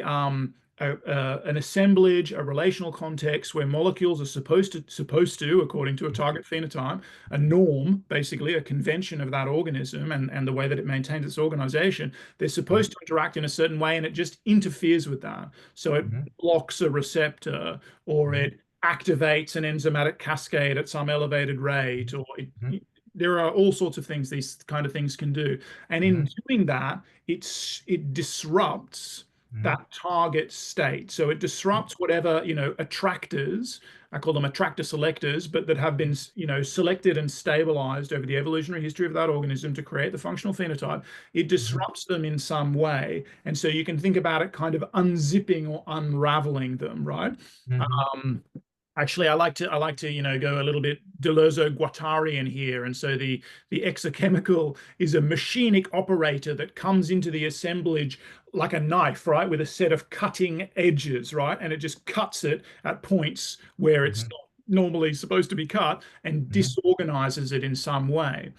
And obviously, But wait, but the cutting here is important. yeah, It's yeah, cutting that is speaking the language of the system in a way, right? It's not yeah. just Yeah, yeah, the yeah, machine yeah. talking about. Yeah, I mean, it has to, it speaks the language of a system in a way, so it acts like, an endogenous operator, but to some non-endogenous effect, right? Or with some other, Right, like, right. Yeah. Yeah. intention, right? But it has to interact in a meaningful way, right? This is what I mean. Like imagine that you just get hit by a car, right? Yeah, Yeah, sure, yeah, sure. You also get killed and lots of things get cut up, maybe. yeah, yeah, yeah, yeah, But yeah, poison yeah. is different, right? I mean, so what you're Yeah. talking about is a much more, I don't know how to put it, but yeah, it reaches within the system and destroys it in its own terms somehow. Yeah, it's targeted. So if you're talking about a like an organic toxin, that has a selected effect on the target organism, right? Mhm, So it has a specific intention. It's trying to subdue. It's in aid of subduing the target organism. It's in aid of installing a different set of attractors, like in some sort of parasitic zombie sort of mhm, situation. It might be canalizing the behavior of that organism in some right. particular way, but it's Mhm, disrupting it either just to chaotically spin it out completely. mhm, That's like the crudest form of toxicity, or to mhm, actually install something novel. And of course, again, these can evolve into mutualisms where mhm, now that sort of what used to be thought of as a target organism is mhm, one part of a mutualist symbiosis in which it can't actually achieve its target organization without that molecule. But that's a mhm, transition from disruptive pharmacology to normative mhm, pharmacology, right, as I call it. But the point here is that these disruptive pharmacological agents, not only can they kill the thing, they also, in a sense, liberate, just in the same way as the Xenobot example, they mhm, liberate this intrinsic variability by mhm, challenging it to sort of reorganize itself. Okay, you can't organize in that way at the moment for the duration of the effect of the toxin, at least. mhm, So find a different way of organizing if you can, right? mhm, And so that opens up, it actually liberates all these degrees of freedom. Basically, the microstates, like the flows of molecules and the way they are canalizing one another, um, mhm, are no longer so they're never determined, right? But they're no longer so determined, so relatively determined. They're not so tightly canalized. They're kind of going all over the place in a sense, but they have this capacity to reorganize themselves around some other attractor, right? Right. Um, Sounds like we're going off into psychedelics now almost, and I heard, I spoke with someone who is interested in snake poisons as psychedelics and so on. So well, so as you know, I think from our email exchange, I do work on and lecture on psychedelics and disruptive pharmacology and this sort of stuff. So I use these chemical ecology models Mhm. to actually talk about the human relationship with drugs in many different contexts. So everything from, addiction to Mhm.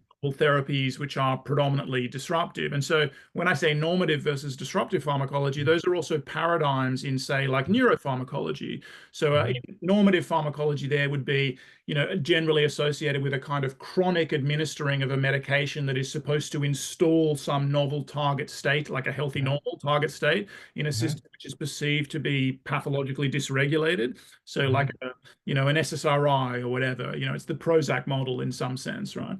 Whereas Mhm. disruptive pharmacology would be like a psychedelic or shamanic model where Mhm. you are basically the conception here is that the system is stuck in some pathological basin of attractor, but Mhm. it has the capacity to heal itself if you Mhm. can just get it out of that rut, Right. right? So Right. you're Mhm. cutting up, you are, disorganizing that, stuck state, that Mhm. pathological attractor, so that the system can, harness its innate plasticity, Mhm. but with hopefully with the aid of some other external canalizing force, This like is a where very memory comes in. This is where context comes in and everything. Yeah. Yeah. set and setting, but Mhm. the shaman, the healer, the therapist, or whatever, is going to help when that you know, patient has been put into that hyperplastic, which is hyper vulnerable, Mhm. vulnerable to the installation of novel attractors, which is precisely what a parasite exploits. Mhm. Um, Hopefully, your shaman or your therapist is not a parasite, but is an anti-parasite in some sense, who's going to help install a healthier, attractor Okay. state. So by the time you've kind of exhausted that very transient Mhm. increase in plasticity and degrees of freedom, you're now Yeah. in a sort of in a better place. But this is Mhm. what I think is going on with, say, the Planaria example, right? Mhm. Planaria are obviously these hyperplastic regenerative systems with this amazing developmental competency that Mike likes to talk about. Um, Mhm. and they're challenged with barium. It's, Mhm. it's a potassium channel blocker. It, destroys part of their central nervous system. It destroys their heads. Mhm. Then they amazingly, after a period of time, discover the novel barium resistant phenotype. Mhm. And so I think, the barium itself, as you pointed out in the email exchange, it's an inorganic toxin, right? So Mhm. it is not associated, unlike these organic toxins, with a specific functional, target. It's not trying Mhm. in some, evolutionary sense. All right, Timothy, before we go there, let me just one step back, Yes. because there's something very important here about the parasites and so on, which Mm. I think is worth highlighting, Yeah. which is that the degrees of freedom are also degrees of vulnerability, Yes. right? And it's if the multi-scale architecture of the organism in order to be adaptive and flexible and plastic and dealing with a changing environment and being an agent and all these things, basically the only way in which you can communicate across scales with systems that are, not really intelligible with respect to each other is through these deformations or eruptions or, giving up identity and absorbing degrees of freedom. So there's a huge amount of indirection between the different layers of the organism. Mhm. But that is both, what gives it its freedom and flexibility, but it's also where bad actors can come in and change Yeah. things because, like you said, the individual cell doesn't know where the neurotransmitters come from. It could Mhm. be just, someone taking psychedelics and, the chemicals are very similar to what we have in our brain, and they're just Mhm. being processed as if the organism had generated them, right? Yeah. Or maybe something is deforming the energy landscape in a different way, and all the cells and organs are just adjusting themselves to it. Although the deformation is actually not done by the organism as a whole in that case, Yeah. but because a parasite has come into the system and is like regulating local tissue in a different way, like a mosquito preventing blood clotting. I don't know, something along those lines, right? So it's just I want to highlight this point that, with all these degrees of mediation are degrees of freedom, but which at the same time are windows of opportunity for parasites and bad actors and poisons to come in and rewire things because the organism is not fully transparent to itself. Yes. And that's where we kind of like came in and said, this is one way of thinking about poisons, organic poisons. Yeah, no, exactly. And that's really super important to highlight. And I mean, going back to the autopoiesis thing, it's kind of my fundamental issue with autopoiesis as a very incomplete model of what an organism is, because organisms can't operationally close themselves, right? They are intrinsically, constitutively vulnerable to exactly this kind of, hostile takeover. Mike likes the term hacking, right? More Right. typical in chemical ecology and parasitism context would be hijacking, but whatever the term you want, Hmm. they are um, constitutively vulnerable to reorganization, Hmm. disorganization, reorganization, Hmm. subjectivation, Hmm. sort of Deleuze-Guattarian view again, like things come from outside that make you the kind of subject that you are. And this is a molecular version of this, right? You are Hmm. vulnerable to something coming in. And I mean, you might do it on purpose, right? There are lots of reasons to look for additional degrees of freedom. Why do people drink alcohol, drink coffee, whatever it might be, right? I Hmm. mean, often because, you drink coffee in the morning because that's now part of your normative pharmacology. You need it in Hmm. order to regulate yourself at some level. But Hmm. particularly disruptive drug that you take to get yourself out of some kind of state, you're looking for additional degrees of freedom in some sense, right? So you Hmm. might be doing it intentionally, or it might be being done to you. But yeah, Hmm. it's an exploitation of, again, this kind of difference first, in some sense, aspect of the Hmm. body. And in your sense, the unintelligibility between layers, Hmm. which I take to be basically the same idea, like it's fundamentally an anti-deterministic idea in the sense that there isn't a preset state space which defines Hmm. the entire organism. The organism is Right. stratified into layers, and they are Hmm. each associated with state spaces, but even Right. at, Right. they are not set either in relation to each other or necessarily even internally in that sense. But so yeah, Yeah. you're absolutely Yeah. right. This I is think does Deleuze have this term of rhizomatic or something yes, like that? So yeah, so yeah, I quite like that, right? So I talk about regions of being, which the regional ontologies, which comes from Husserl phenomenology. But yeah, but yeah, then the question of like how to envision how how they relate, this yeah. it's more like a network than a neat hierarchy. Yeah. Yes, yeah, for sure, for sure. I mean, we tend to get into the hierarchical way of thinking because of, like, Deleuze and Guattari would say, because of the Aristotelian, history of reasoning about these sorts of things. And I think, we can kind of have both in a sense, Mhm. like there's still a place for tree thinking in some Yeah, sense. yeah, no, for sure. Root nodes and stuff. Yeah, yeah. Yeah, yeah, yeah. So in a sense, one describes diachronic relationality and Mhm. another one describes synchronic relationality. The way things Right. relate to each other at a given moment in time is kind of more horizontal in a sense, and the way Mhm. things relate to each other over long periods of time can at least be diagrammed pretty effectively as a tree. Mhm. Um, but yeah, Okay, so now going back to where you were heading, which is that, so Mike challenged us to think about non-organic, substances entering the body of these planarians, yeah. and then what are our predictions for what happens, and like, how should we understand their adaptability under those circumstances? Yeah, I think the key, I mean, you were the one to point out that it was non-organic, right? And I think that is a really key distinction. And what it correlates with in what Mike is saying is that there's no evolutionary history of exposure, or there's no kind of arms race. Hmm. Again, in chemical ecology and toxinology context, we talk a lot about a chemical arms race. So there are a Hmm. lot, I mean, I don't know if it's worth dwelling on. We could. There are lots of different ways of evolving toxin resistance, right? Um, and there are fascinating parallels between evolved mechanisms of toxin resistance that become innate resistance, then Hmm. with acquired, so innate immunity, then acquired immunity, so an antibody mediated pathway to immunity to toxins. Hmm. And also parallels between that and drug tolerance, which can take us again back into things like discussions of addiction and things as well. Hmm. just to show just to say there are interesting principled ways these things connect, and then also like drug resistance in microbes. And then Hmm. you have this example of the Planarian, and we Hmm. cannot, Mike's point is, we can't fall back on an argument that is about evolved resistance, right? Planaria have never been exposed to high concentrations of barium in their evolutionary history, so they haven't already mapped Hmm. essentially the response to that. It's not something that like again a kind of innate mechanism of immunity would be in a toxin resistance scenario. And so, Hmm. I haven't got exhaustive knowledge of what's going on here yet, right? So I've gone back to and actually kind of given my first really proper read.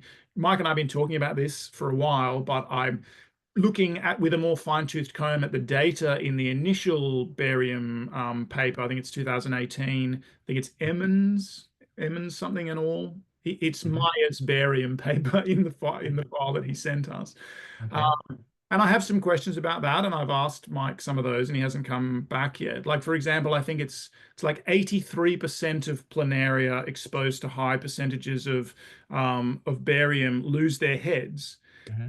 What seems to drop out of the story after that point, and there's a lot more to the story, is this 17%. What's going on with Okay. these dudes, you know? So are these in fact planaria that are intrinsically barium resistant? I'm not sure. I have to wait for Mike to come back on that, but it's not really discussed any longer. What is discussed is once they kind of have some good hypotheses about the specific molecular mechanisms, and we'll get back to the way they discover those, I suppose, because that's our big question. But they characterize the specific molecular mechanisms that the planaria use to evade this toxicity, which is essentially a potassium channel agonizing toxicities.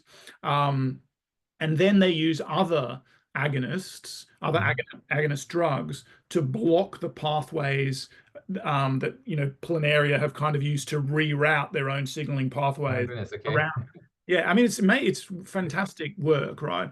And then they show that in those challenge states where there's barium preventing them from using a standard potassium channel mediated pathway and an additional agonist that's blocking one of the other pathways that they use, that the planaria really, really struggle to overcome that degree of challenge. And in fact, lots of them die, which is really, in one case, I think in one condition, like 80% of them die or something like that, right? But in general, I think most of them are not able, even if they live, to regrow the head. So they don't develop the barium resistant phenotype if they're additionally challenged by one of these other agonist drugs. So that's really interesting. And there's kind of a fine-grained um, dissection of each of these populations subjected to each condition. But one thing I just note in all of those cases is that the degree of the effect is stochastic. So it's never 100%. Like it's never 100% of planaria respond in this way to this challenge condition, right? So there's an innate variate or innate intrinsic rather or standing variation in every population of planaria which modulates or results in a difference in whatever their susceptibility to any of these conditions. Again, what's really fascinating to me is the initial challenge. There's this 17%. I'm like, do they just keep their heads? Because then and I've asked Mike this, and I really want to know is did they do the transcriptomes of those guys? Because Right. they did all this transcriptomics on, what the barium does, and how they develop the resistant phenotype, but I didn't see much or really any, and maybe I've just missed it. I need to. Right. No, I mean it's important because if the idea is to make a conceptual point here, about Mhm. not having encountered something Yeah. in their history and showing this kind of like really spontaneous adaptivity, the Mhm. fact that not all of them are affected, seems to suggest that there's already something latently in their Yes. in the realm of possibility for them to deal with these things. And Yeah. so that's Yes. but just what like in just on a more abstract level, what kind of mechanisms could we be expecting? I mean, we have our issues with Ashby, but his notion of ultra stability was specifically designed for explaining how is it possible for a system to deal with perturbations that it cannot expect, right? And that it does because it cannot step outside of itself, basically, right? So you have this example of a kitten that and the nervous system somehow has to register that there are dangers that like if you put the paw here, you're gonna get, it's gonna hurt you. So you should, not do that anymore. But what is it about how the system can reorganize itself internally without being able to step outside and say, oh yeah, I can see that this thing is hurting me, right? Because the neurons are not, able to do that. The cat as a whole, but the cat as a whole is not regulating its neurons. So we got this scale separation problem again. And his Yeah. answer is that basically, as long as there's a mechanism that allows breaks, which basically means spontaneous stochastic reorganization of the system, Yeah. then at some point, either you die, which would be bad, or alternatively, you hit on a new organization that removes the problem.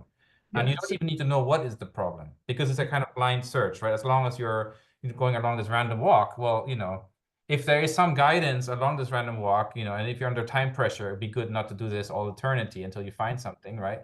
Yeah. But that's his idea. So the fact that we have this stochastic component in this experiment, that not all of them do it, and then they do hit on an alternative solution, but then if you block that, it gets difficult and so on. Fit a little bit this idea, although probably it's much more guided than this kind of just stochastic search space that he was envisioning. Yeah, so there is yeah, I think this is exactly right. And I think that Ashby is quite correct. And I think that that's Darwin again. Everything is Darwin. No, but I think it's very Darwinian because you have a procedure that is generating variations, and it so Mhm. happens that that perturbation is stimulating that procedure in the Ashby model, and then Mhm. there's a selection, Mhm. which is basically a target functional state. So it's Mhm. like when these cells start, functioning again, right? They Right, start right. communicating again, then the Yeah, system can start rebuilding ahead, right? And that's right. they're just in, and I mean it is a little bit like, yeast or bacteria when subject to certain kinds of stresses, increased mutation rates and things like that. This is not a mutation rate, it's a kind of stochastic shuffling of gene networks of like, of regulatory pathways. Mhm. But it seems like in a very abstract sense, it's the same kind of thing. And I think you also hit the nail on the head. You didn't emphasize it just then, but you hit the nail on the head in your active inference talk Mhm. when you said that the issue with the Ashby model, Mhm. again, at the level of the abstract principles, Mhm. is that it doesn't contain a notion of self-breaking. So it's got a kind of model of Right. homeostasis Mhm. in which it's really stasis, like the thing is actually somehow static. And then when it's challenged by the environment, it's like, oh, I better wake up. I better start generating change. And it's like, no, the thing is always doing that. That's just what Right. organisms do. They're full of differential variation. And it's actually keeping control of that, like Mhm. organizing that, that is the ongoing challenge that organisms always have. So it's Right.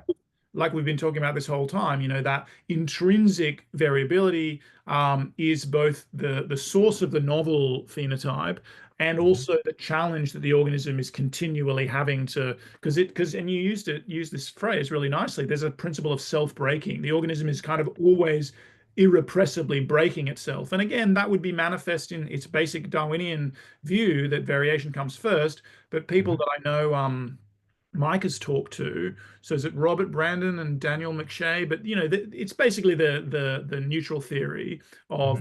of evolution. But they had coined this term, the zero force evolutionary law, which is Mhm. basically the irrepressibility of change, which is Mhm.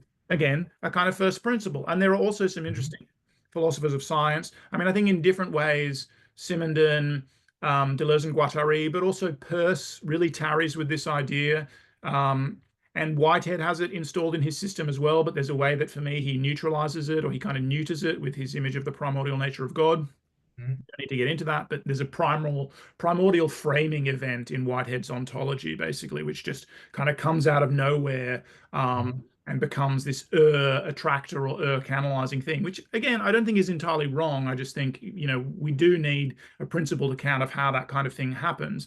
And I Mhm. think Simondon is probably better in terms of giving us a principled account of the relationship between what he calls the pre-individual problematic metastable field, and the way tensions emerge and the system undergoes a kind of phase transition, and the solution that it discovers to bring different orders of magnitude that are in a disparity interrelationship with each other is the origin of an individual, in some sense, is the origin of an organizational schema that puts those things in connection with each other. So I think there's really interesting stuff actually with Simondon that we can relate to this project as well.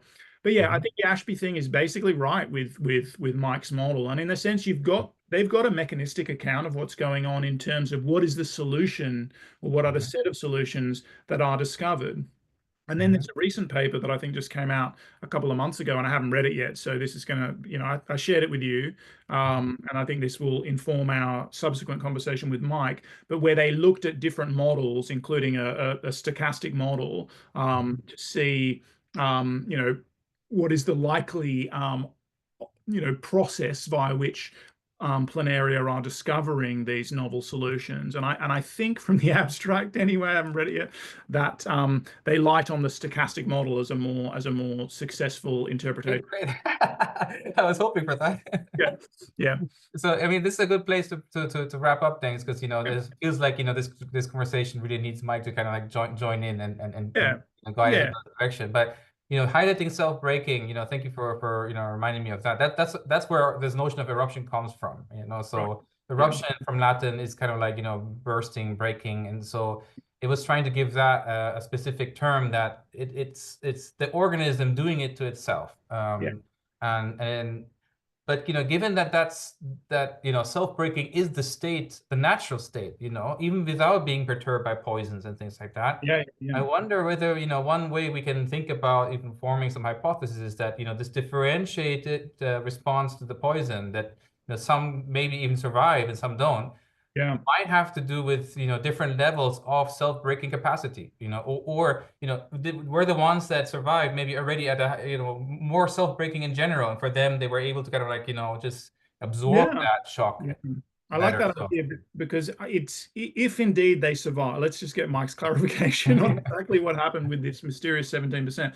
But if indeed they just survived, they're basically more degenerate or redundant, and there are, I guess, principal differences between degeneracy and redundancy, but they were already using, I guess, those multiple pathways to achieve the same target goal, in a sense. And that is something that we see a great deal of in some of my work is working at the interface of basically a comparative genomic approach and a functional phenotype in terms of the origins of novel toxin functions. So we call it toxin recruitment, right? So how does a gene product go from having some sort of regulatory function in the body of the organism that produces it to a toxic function?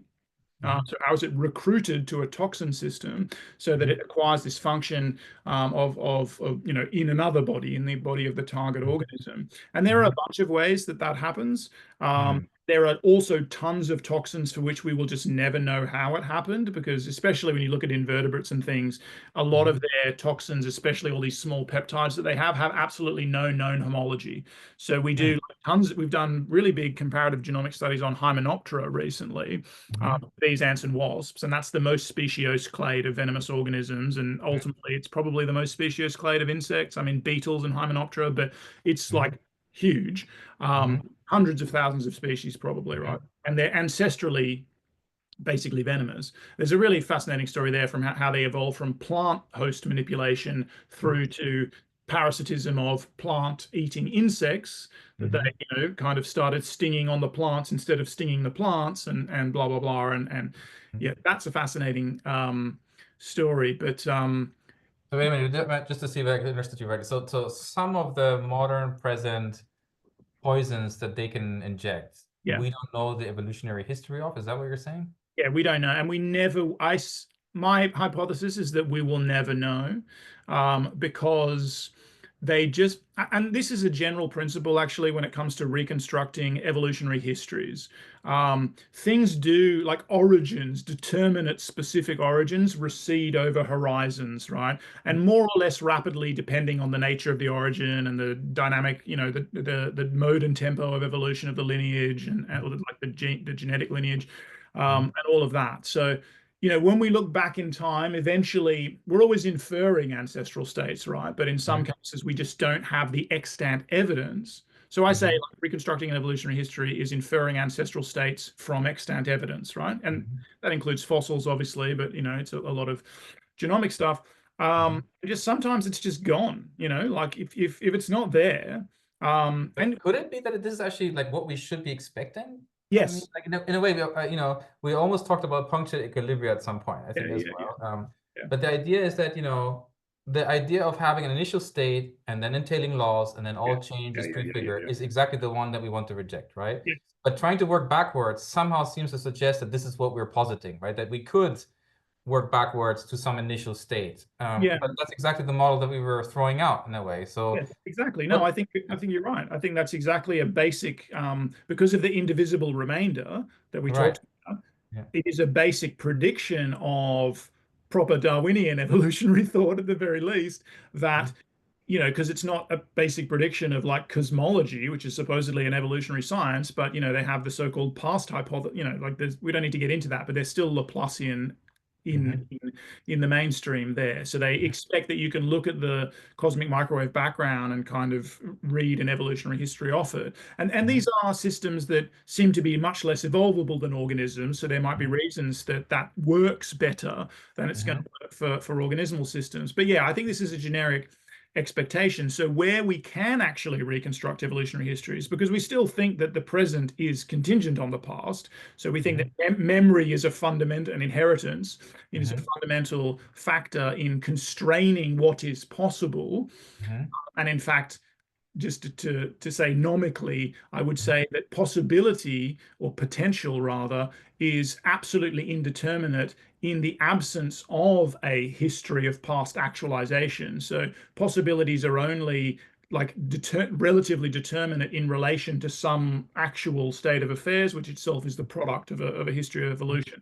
We could talk about that another time. It's another I know we're running out of time. It's fascinating stuff here. So I just wanted one more thought to connect here, which is that Stuart Kaufman talks about the adjacent possible. That's exactly the kind of thing. Exactly. And that evolution is unprestatable and so on because of that. But that's a forward-looking perspective in a way, right? It doesn't mean necessarily that then if you're a particular state looking backwards, you can make intelligible, to use that term again, everything that happened. It's just that if you want to do it in forward direction into the future, you can't really, because you don't know exactly what the space of the adjacent possible actually looks like in a way. But what we're saying here might be quite interesting as a kind of complementary principle, which is that actually going backwards, you might also not be able to make everything intelligible. And then that I don't know whether that has a name or not, but that punctuated equilibrium might be the closest we can get to it in evolutionary theory. But it's nice that we can. It's not just lack of gaps in the fossil record. It's not just a lack of our epistemic shortcomings, but it might be intrinsic to the process of evolution itself that it is this gappy in this particular way. I kind of think that it is, and it's a place that I part with a number of my favorite philosophers, I suppose, because a lot of evolutionarily oriented like process philosophers, certainly Bergson, Peirce, Whitehead, they all imagine that the past is immortal in a sense. Whitehead specifically says that okay, so you disagree with that? That's interesting. We have to have another conversation. I disagree with that. All I will say though is where I was going, and then we'll stop, is just that there is a degree of reconstructibility. So there's not absolute, so in some lineages we can actually, because where we were talking about here was robustness and degeneracy and redundancy, right? And so there are cases where we can in quite a lot of detail, although there's always some degree of indivisible remainder, and that's going to be the fundamental principle. Like it's never a complete explanation, right? But we can see that, okay, there's a lot of duplication at this gene locus, which means there's a lot of redundancy, which means that we can see now, we actually see a punctuated equilibrium dynamic that when you've got a redundant kind of bank of gene copies, they're all now accumulating variation at a much higher rate. state. This is the theory of a guy called Susumu Ono and how it relates to neo-functionalization. It's not the only thing that happens, but it is a thing that happens. And then we can see how the regulation of those genes is a little bit relaxed because they're requiring these mutations. So their expression is a little bit more stochastic.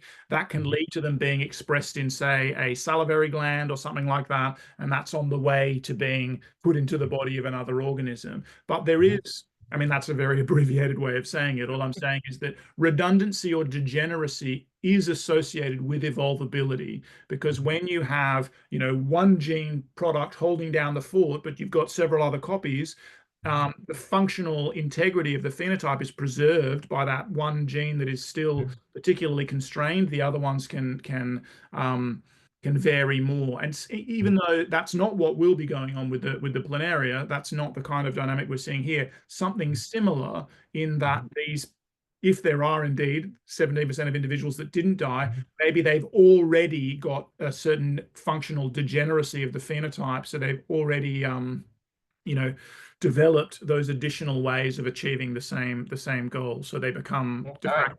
Yeah. Great, Timothy. So we finished with a working hypothesis. Yeah. Mike might completely shoot that down, saying, "Oh no, we didn't talk about those 17%, but they all died," or something. Okay, thank you so much for the chat, Timothy. Absolutely, my pleasure, Tom. Thank you so much. Take care. Bye. Good night. See ya.